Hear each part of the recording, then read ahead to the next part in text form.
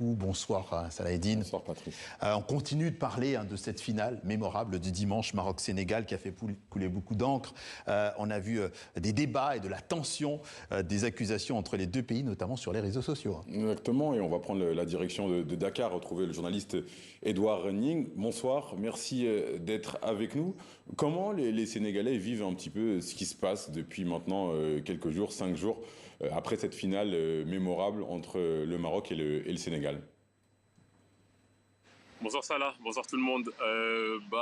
J'ai envie de dire que les Sénégalais sont en train tout simplement de vivre cette deuxième victoire du Sénégal dans cette Coupe d'Afrique des Nations. On ne parle pas en tout cas beaucoup de ce débat qu'il peut y avoir peut-être au Maroc ou au niveau de la diaspora. Ici, les gens sont plus dans le positif, ils sont en train de célébrer, ils sont encore en train de parler de cette belle victoire du Sacre des Lions, mais très peu de gens sont en train de débattre de comment ça a pu se passer. Ils sont même pour la majorité très contents de Sadio Mané, qui est vraiment le héros national pour cette Coupe d'Afrique des Nations. Et voilà, c'est un moment de joie, un moment de célébration de cette Coupe d'Afrique plutôt que des polémiques. Alors, vous avez connu plusieurs sacres, le premier et le deuxième sacre des Lions de la Teranga. Est-ce qu'il y a eu une différence dans la célébration ou la joie des Lions de la Teranga?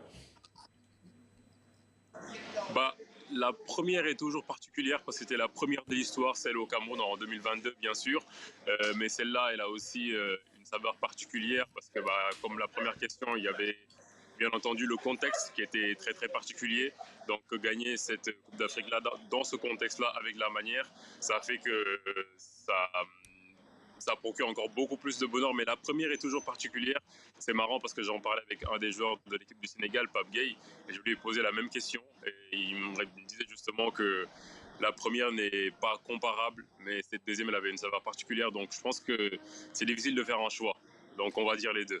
Et il y a aussi quand même aussi ce sentiment de continuité, parce que maintenant il y a une confirmation. Est-ce que finalement on peut se dire que le Sénégal est peut-être parti pour faire une petite série de victoires à la CAN?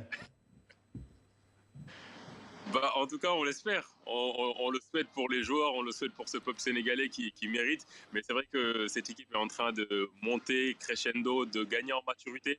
On l'a beaucoup senti lors de ces Coupes d'Afrique des Nations, que c'est pas le même Sénégal qu'on avait il y a une dizaine d'années.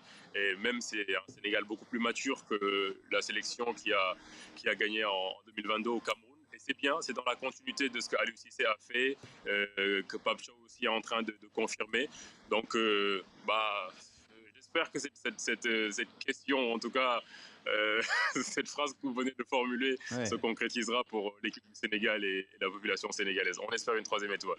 Pape Thiaw, vous l'avez quand même, vous en avez parlé. Est-ce que vous craignez de lourdes sanctions, ou d'une manière générale, contre lui ou contre les Lions de la Teranga? Crainte, je pense que des sanctions vont tomber. Pour le moment, on ne sait pas lesquelles. Pape Thiaw s'est excusé publiquement, d'ailleurs, de ce qui a pu se passer. C'est déplorable pour le football qu'on puisse en arriver là, sur une compétition, une grande et belle compétition comme la Coupe d'Afrique des Nations, qui est aujourd'hui en train d'être comparée à des grandes compétitions internationales aussi, comme l'Euro et la Coupe du Monde. Mais voilà, ce qui s'est passé, c'est passé. Heureusement, le jeu a pu continuer grâce à des leaders comme Sadio Mané et d'autres cadres de l'équipe qui ont demandé à ce qu'on continue de jouer. Maintenant, les sanctions seront ce qu'elles seront. Et on espère qu'elles ne seront pas trop lourdes pour cette équipe du Sénégal qui prépare une prochaine CAN et surtout une Coupe du Monde. Je pense que les joueurs sont beaucoup concentrés sur les prochaines échéances plutôt que d'attendre les sanctions. Merci beaucoup, Edouard Renning. Je rappelle que vous êtes journaliste et que vous êtes actuellement du côté de Dakar. Merci beaucoup.